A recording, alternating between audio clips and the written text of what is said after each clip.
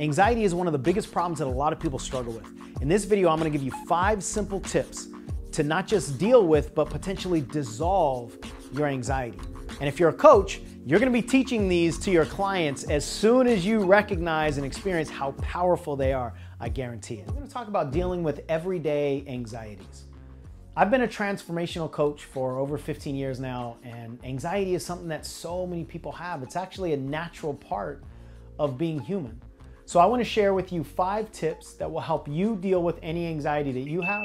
And if you're a coach, it'll help your clients deal with theirs as well. And the first tip is have some compassion. And I want you to start with yourself first.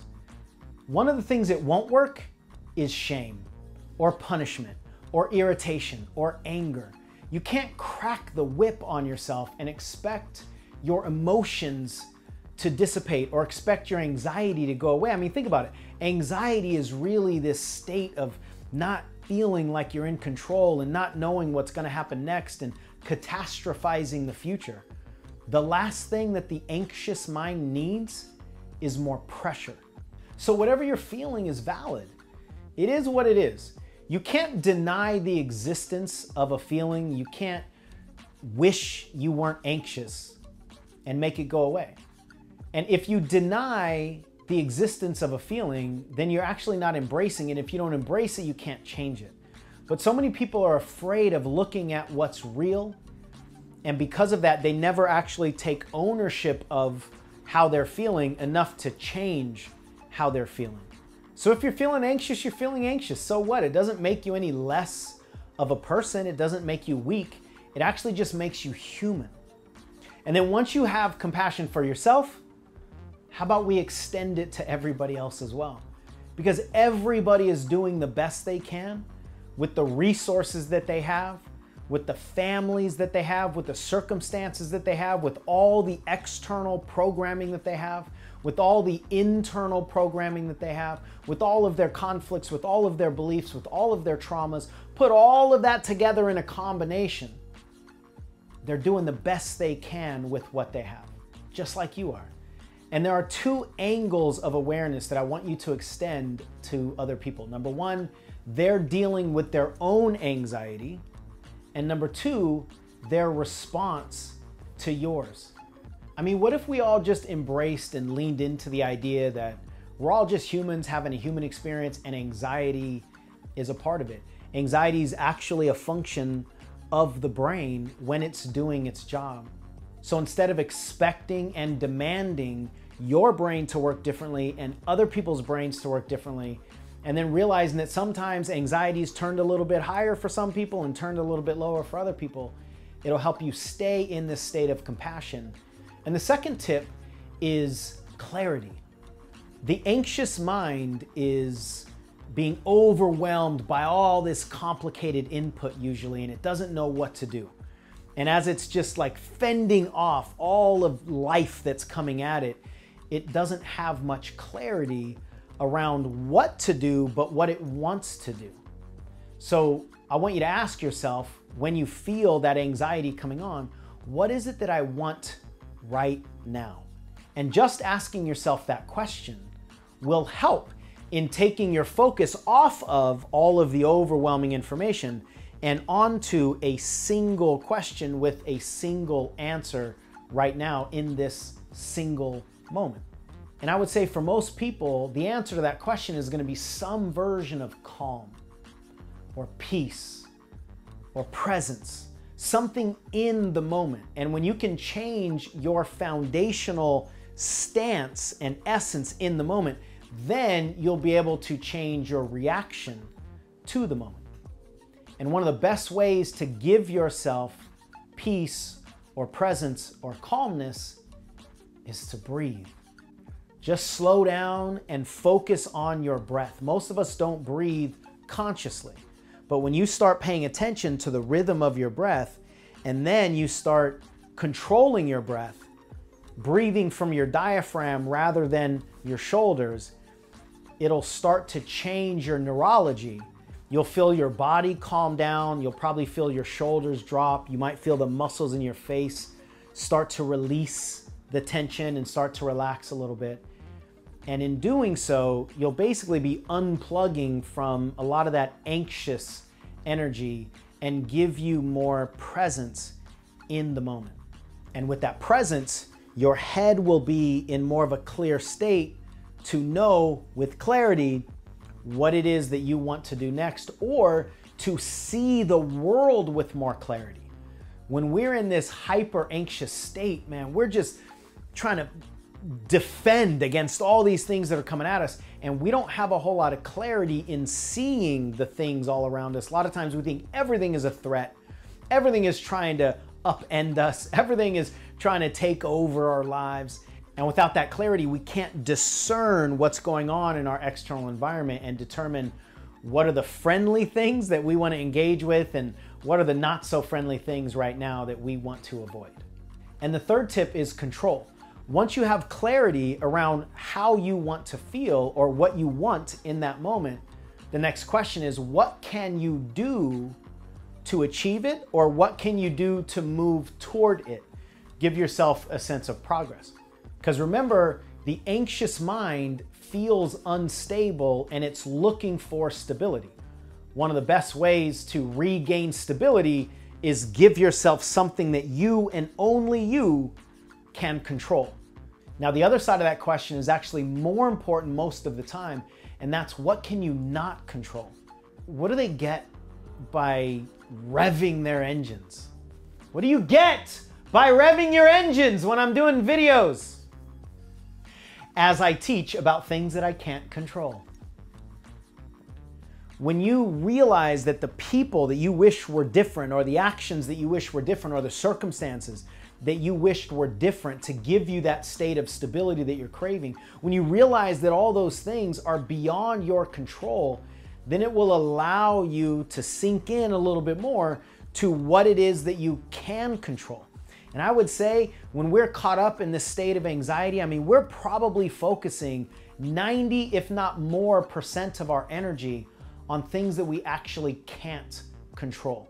So by unplugging our focus from the things that we can't control, we're regaining a sense of stability.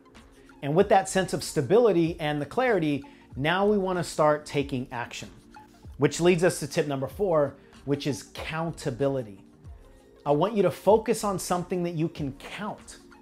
Focus on something that's measurable. It could be literally or metaphorically the very next step. I mean, if it is something that is physical in nature, like climbing a hill or completing an exercise routine, it can literally be just one more step. But metaphorically in your life, it could be, what's the very next thing that I can do to stay in progress? That next thing should be measurable. And the reason that's so important is because our mind likes progress. Our mind likes the acknowledgement that it's moving. Our mind likes the acknowledgement that it's doing a good job, and it's really difficult to focus on progress if it's not measurable. So what you want to do is give yourself measurable steps so that your brain starts to focus on the progress that you can control rather than everything that's going around you that adds to the anxiety. And finally, tip number 5 is connection. Once you've removed yourself from all the anxiety and you've given yourself control and clarity in the present moment and you've started taking action, you want to fuel the action with connection. I want you to connect with the feelings that you have as you're in motion, and then I also want you to connect with the purpose that you have for being in motion. Now that purpose might be something short term. It could be just 20 minutes from now, or the purpose could be something much bigger like the calling that you have on your life, but you want to connect with the reason for you to stay in motion while connecting with the act of being in motion and the energy of being in motion. And what that will do is it will actually cause you to start to source your inspiration to stay in motion internally. It'll help you tap into your natural source of internal self-esteem, and it will also help you stay connected to your internal validation. So you probably see a theme here. The way to gain back control and stability is to go inside yourself with awareness, with focus, with inspiration. And then from that space, you can start to reconnect externally when the timing is right. Connect with other people with presence and with wonder. When we approach our life, and especially relationships with other people, from a place of this childlike wonder, we're so much more present and so much less attached to our expectations, and we're less demanding of protection. And from that place, then you can start to cycle your connection, meaning what you get from other people feeds into what you already have inside. And that's the power of collaborative connection. And finally, from there, you'll be in a state where you can actually create again. Once you disconnect from being a victim of all the things that are going around, reconnect in the way that I've just shared, then you can go back out and create, collaborate, and contribute to the world around you. It could be contributing to your family, it could be creating in your business, it could be just generating something much bigger than you and leaving a legacy. But you've got to take ownership of your agency back in order for you to pick up your creativity. And that whole process will diminish and maybe even dissolve completely the anxiety. Now, if you start implementing some of these things and you feel like you fall back into the anxiety state, that's fine. Take it easy on yourself. Just start over again.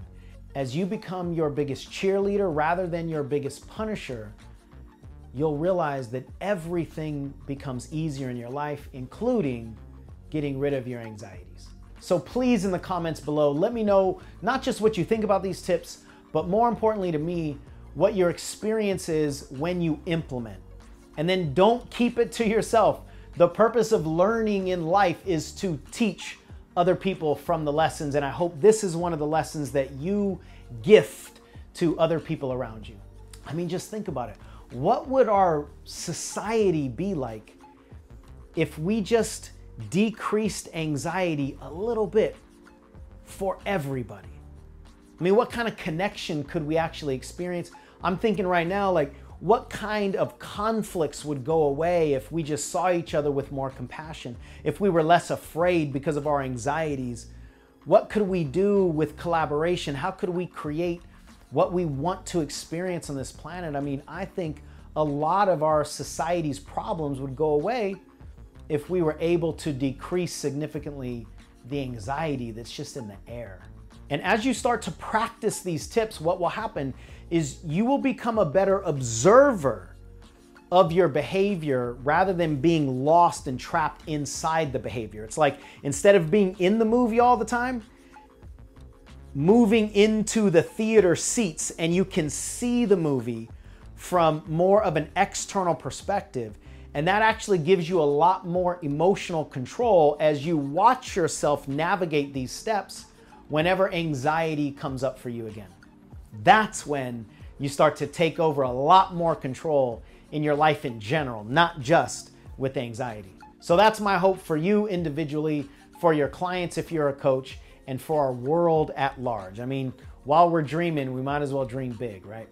If you want any support personally, please click the link in the description and register for a free consultation call, and we'll support you in any way that we possibly can. If you like this video, check out that one. It's a recorded coaching session where I helped a client get rid of some deep anxiety in a matter of minutes. Listen as I help a woman, get this, anchor calmness when she gets around her mother. This is a juicy situation.